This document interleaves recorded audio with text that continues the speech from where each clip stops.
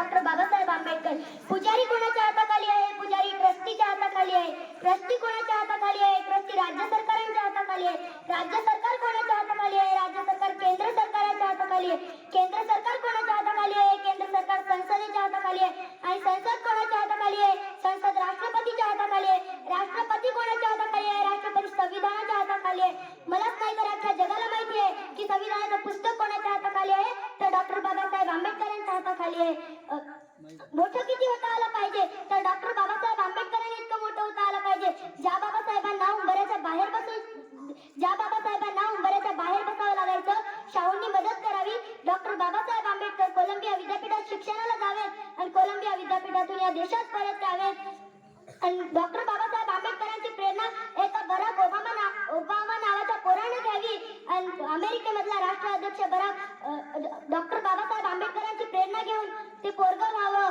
आणि अमेरिकेमधल्या कोलंबिया विद्यापीठाच्या बाहेर वेशीवरती बराक ओबामाच्या हस्ते डॉक्टर बाबासाहेब आंबेडकरांची प्रेरणा घेऊन पुतळ्याचं उद्घाटन व्हावं आणि पुतळा उभा राहावा. आणि त्याच पुतळ्याखाली शब्द लिहावेत, the symbol of knowledge doctor Bhimrao Ramji Ambedkar. जगाच्या ज्ञानवेशीवरती उंबऱ्याच्या बाहेर बसावं लागलेल्या मुलाला जगाच्या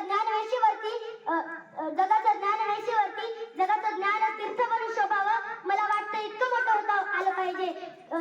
तुम्ही सुरुवात करा, सगळी सृष्टी तुमच्या पाठीमागे उभी राहते. पण माणसं कारणं सांगतात, माणसं सबाबी देतात. आमची परिस्थिती नव्हती हो. परिस्थिती माणसाला घडवती नाही आणि परिस्थिती माणसाला बिघडवती नाही. माणूसच परिस्थिती घडवतो आणि माणूसच परिस्थिती बिघडवतो.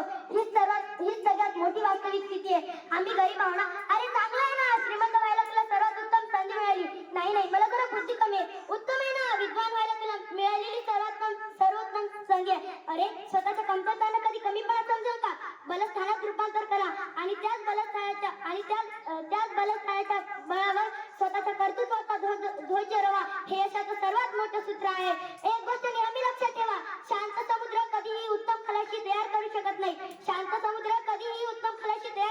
नाही. आपल्या सगळ्यांमध्ये सगळंच आहे.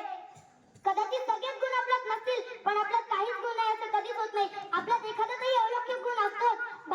डॉक्टर बाबासाहेब म्हणायचे, शिक्षण हे वाघिणीचे दूध आहे. जो कोणी प्राशन करे तो गुरगुरल्याशिवाय राहणार नाही. जाता जाता एवढेच म्हणेल, किस्मत के भरोसे रहोगे तो उम्र निकल जाएगी. अगर मेहनत करके जियोगे तो मंजिल हासिल हो